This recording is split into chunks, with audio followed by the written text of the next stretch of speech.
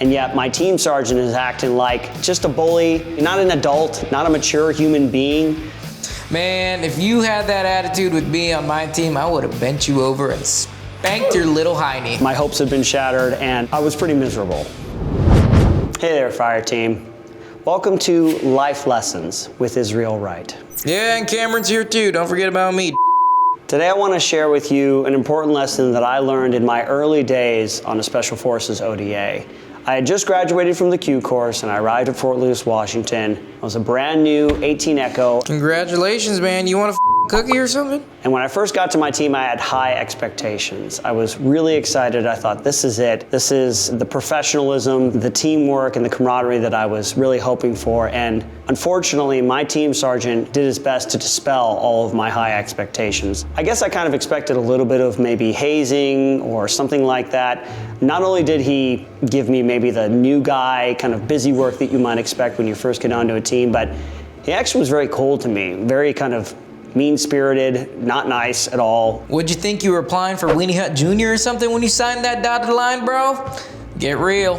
He never made me feel welcome. That was the problem, I guess. I always got the impression that he just never liked me, and it really bothered me. Oh, wah! Somebody call the wambulance, man. My team sergeant would go out of his way to not include me. No encouragement, no real guidance, actually. As a leader, I thought, well, certainly I would get some guidance on the team on what my part would be to play, maybe some expectations for future training, and he didn't even include me in any of that.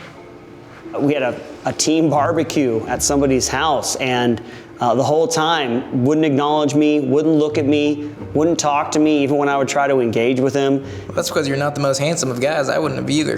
And I remember feeling just really angry and offended at the way that my team sergeant was treating me. And I had to be careful because he was, unfortunately, my superior in rank. That really affected the way that I'd interact with him, the way that I interacted with other people. I would kind of like just give back whatever he was giving me. I was really just kind of pinging back what he was sending my way. Man, if you had that attitude with me on my team, I would have bent you over and spanked your little hiney. Made you my little yeah. And I remember feeling really disappointed at the reality of being on a Special Forces ODA at this time. I had these expectations. I had this imagination that when I got there, it would be this kind of like, you know, supportive, mature, really kind of team-oriented atmosphere, and it was a real disappointment, that first experience. It's not all rainbows and unicorn farts, my friend. And there's a difference between kind of the physical challenges that I faced in the military, which for me, I've always been an athletic person, and those ones didn't really tax me mentally and emotionally like interacting with somebody that I was supposed to respect. I was supposed to follow this guy's order, and it got me angry. I thought to myself, like, we're Green Berets, like we're the quiet professionals. It's supposed to be different than high school or junior high, and yet my team sergeant is acting like just a bully, not an adult, not a mature human being, and I really got upset. I was really upset. It really kind of spoiled my attitude for a really long period of time while I was on that team. Sounds like you just need to suck it up, Buttercup. Be way tougher. Like so much tougher. Like tough up here. I was pretty miserable. My hopes had been shattered, and I was really kind of sad and discouraged and feeling bad and angry for a long time while I was on that team in those early days. And I remember calling a friend of mine just to vent, just to kind of maybe get some sympathy. And I remember he said, well, you really have a bad attitude. I was like, wait, what, me? Not me, my team sergeant. He's the one with the bad attitude. He's like, no, you're letting him and the way he's treating you change your whole perspective on your experience in the military right now. You're really just acting like him. You're just being exactly like he's being. You're just reflecting back what he's giving you, and you're letting him dictate your attitude. The way he put it, he's like your God, you know? And I didn't like that. And that really got to me. It really made me think about my attitude. I was letting this guy's bad attitude determine how I was seeing my situation. And it really woke me up. It made me realize that no matter what circumstance you're in, you're gonna have people that you don't get along with. And that's one thing that the Army does. It brings a lot of people together from different socioeconomic status, different cultures, different backgrounds, and it puts them all in the same place. And I was gonna encounter more people like this, so it was really an important lesson and an important moment for me to not let this guy's bad attitude and the way he was treating me determined my attitude and the way that I was treating other people, because I was just carrying around this kind of bitterness and this offense from this guy. And it was really an opportunity for growth, and I appreciated what my friend had to say about it.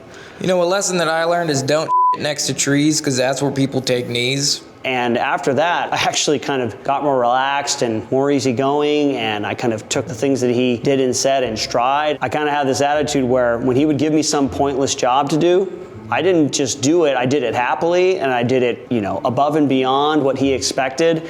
I was okay. It was almost kind of like having a superpower. I felt like I had kind of come out from underneath his shadow, and I was really kind of being my own person, and that in and of itself made me a stronger contributor to the overall team atmosphere. That individual positive attitude that I developed actually made me a better teammate, even though my team sergeant never really did change his attitude about me. Did you know you could get by sitting on a public toilet?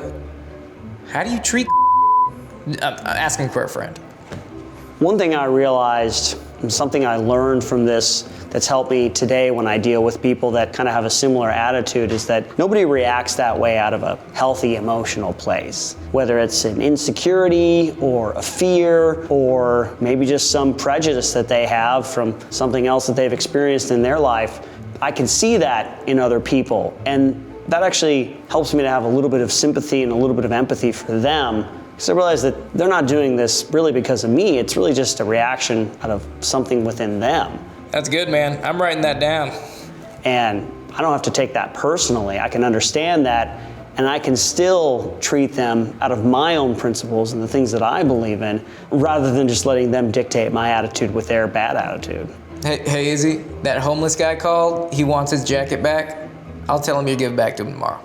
So what does this have to do with you and maybe your life? Well, in life, you're gonna encounter people that you don't get along with. You're gonna have to be working with people, maybe even taking orders from people that not only do you not like, but maybe they don't like you and they're gonna go out of their way to make your life miserable.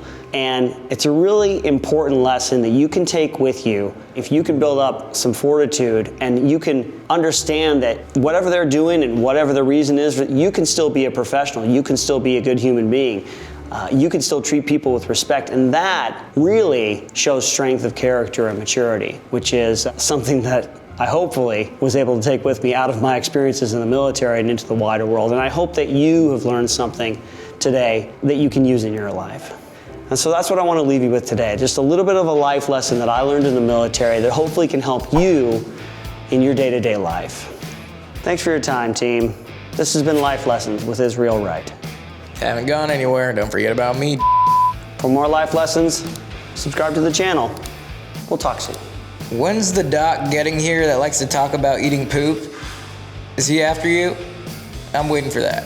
I'm just ignoring you. You're not here. Thanks, everybody. This has been Life Lessons with Israel Wright. The future is now, old man.